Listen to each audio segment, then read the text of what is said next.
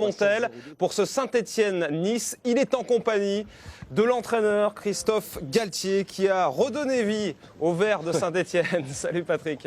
Absolument, moi je pensais que Christophe Galtier allait arriver avec la banane comme ça, mais pas du tout. Je trouve que vous faites un peu la gueule pour quelqu'un qui est leader du championnat et qui gagne sans problème ce soir 2-0. Qu'est-ce qu'il vous faut de plus? Non, non, mais on est toujours comme ça un peu après les matchs parce qu'il y a quand même de la tension, on est dans une obligation de résultat quand on reçoit. Il y avait une gestion particulière du match, ce match à élimination directe, il fallait se qualifier tout en préservant le maximum de joueurs pour le prochain match. On a fait une bonne première mi-temps où on s'est créé des situations où il y a la chance de pouvoir marquer. Par contre, on a fait une deuxième période très très faible. Ouais, n'empêche que vous êtes dans la position de vous retrouver 28 ans après, juste avant le derby contre l'Olympique Lyonnais. C'est quand même c'est Saint-Étienne qui ressuscite là. Non, on fait un très bon début de championnat. Ce match nous mettait quand même sous pression parce que je savais automatiquement que dans les têtes, à la fois à l'extérieur, en interne et dans le vestiaire, on avait tous la tête un peu au derby. Il s'est bien passé, on s'est qualifié, il n'y a pas eu de blessés. On regarde le résumé, oui, Christophe. Allez, on y va.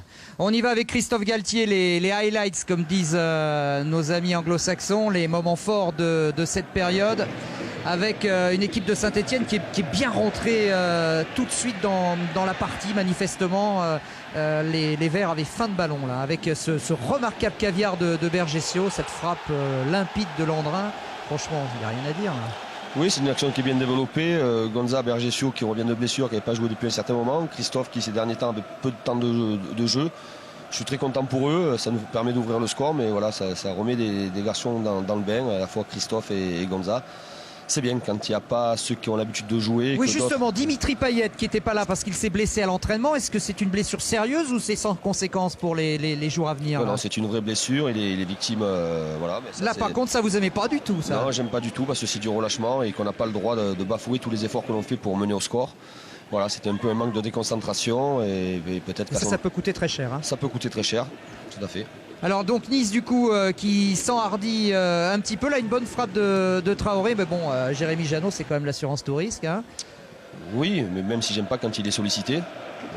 C'est un peu le propre d'un gardien quand même. Hein. Oui, ça va, il a fait un bon arrêt. Et là alors l'inspiration géniale de Matuidi et la passe formidable de Sako. Là encore la défense de Nice mise hors de position avec un triangle d'attaque. Quelque chose qu'on avait travaillé hier à l'entraînement. Ça nous réussit, voilà, c'est une bonne chose. Ça, c'est voilà, un plan de jeu qu'on avait élaboré hier, ça nous réussit, c'est bien. À partir de ce moment-là, je pense que le match doit être plié, mais en deuxième période, on a trop subi, trop derrière. Et sur les coups de pied arrêtés, on a été très fébrile, un peu fébrile. Et puis là, il y a une petite erreur de marquage quand même. Même une grosse, oui. Une grosse erreur de marquage, puisque personne n'y est. Et heureusement, Diakité trouve Janot. Et puis finalement, donc cette victoire 2-0. Et ma foi, qu'est-ce qu'on peut attendre du match de Gerland? 100e derby, vous arrivez en leader. Ça ne vous est pas arrivé depuis 28 ans cette affaire. C'est un derby, c'est le 100e. Il n'y a pas de classement dans un derby, il n'y a pas de classement, il n'y a pas de position. Il y a simplement, je pense, une équipe qui est favorite, c'est celle qui reçoit, c'est l'Olympique Lyonnais avec un effectif important. Et 17e quand même. Oui, mais bon, dans un derby, il n'y a pas de classement. Par expérience, ce sont des matchs très, très particuliers. Il paraît que celui qui perd le derby fait la gueule toute l'année, c'est vrai? Je sais pas, de toute façon, quand on perd, on fait la gueule. Alors, quand on perd un derby, on fait la gueule peut-être un peu plus longtemps, mais toute l'année, non, parce qu'après, il y a d'autres matchs. Et de toute façon, le championnat ne s'arrêtera pas à Lyon. Merci Christophe Galtier. Voilà l'homme qui est en train de redonner un peu d'âme à cette équipe de Saint-Étienne.